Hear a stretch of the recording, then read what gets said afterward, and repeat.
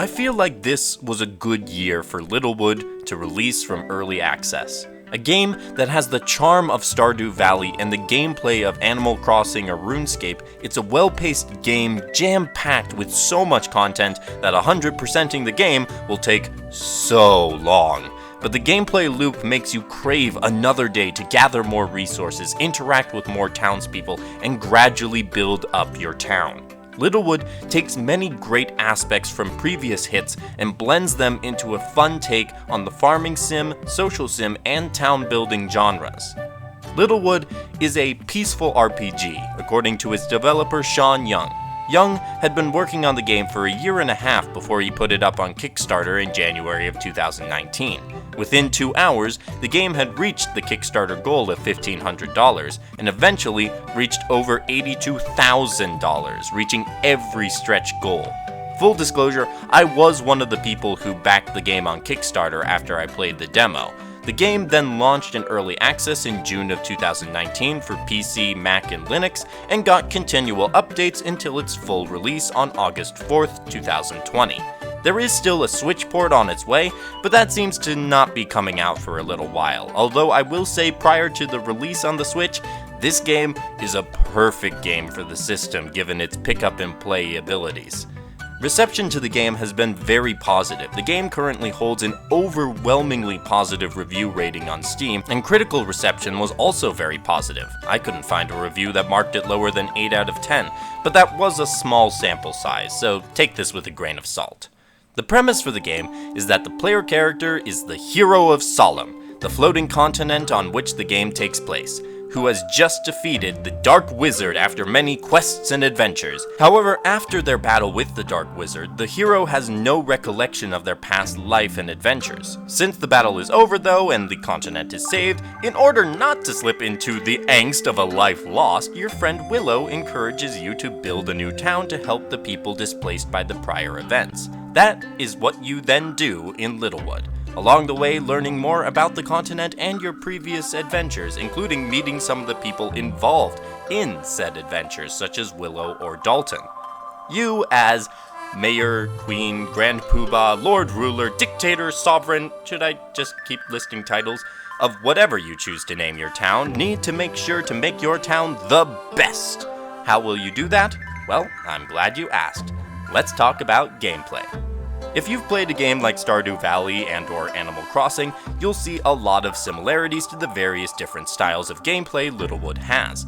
Your character has stats that can level up in woodcutting, mining, crafting, farming, gathering, bug catching, fishing, cooking, merchanting, and Tarot Monster. Most of these are self-explanatory. Cut down a tree, get woodcutting experience. Pick a fruit, get gathering experience. For the two that I don't think are self-explanatory, I'll do brief explanations. Merchanting is simply selling off the items you collected at the market, and Tarot Monster is the minigame card game that you can play with various characters. The question is, why do these activities? Well, the main purpose of making money and building materials is so you can build more stuff in your town. As your town gets bigger, more people want to move there, more services are offered, and you can start upgrading buildings to get better materials from shops and access new areas. The game always feels like there's something more to achieve.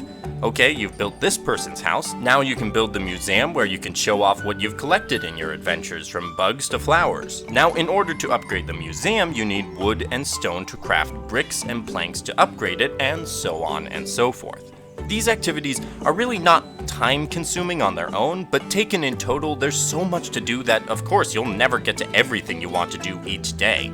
Unlike for some games, though, the time you have in a day is not determined by real time, but by the number of actions you've taken on that day. You could be playing for 2 real-life hours, but if all you're doing is running around the map, the day will never end.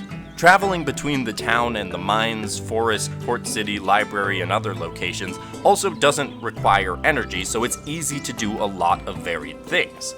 Once you've done most of the actions for the day, the night cycle starts to warn you that you only have a few more actions before bedtime. The only thing you gotta watch out for is if you try to use another action when the action bar is full, which causes your character to collapse and lose energy for the next day. You can go to bed at any time though if you somehow run out of things to do that day or are just looking forward to the next day. A year in Littlewood is 28 days in each season, with each new season offering new town-wide events, new bugs and fish to catch, and the usual changing of the foliage, ground color, and of course, the background music. You're never limited in what you can do by the season. Even in winter, you can still gather fruit from trees and farm veggies from the soil. These must be some resilient crops in this town. Your town, and occasionally the mines and forest for some reason, also get visitors at times called travelers that you can receive items and money from each time you meet them. There's not much interaction there, but they also give you books that give more information about the world and the events that took place before the game if you're interested in learning more once you unlock the Grand Library. On the whole though, the changes year to year are minimal, apart from having townsfolk participate in seasonal events they missed because they hadn't moved in yet.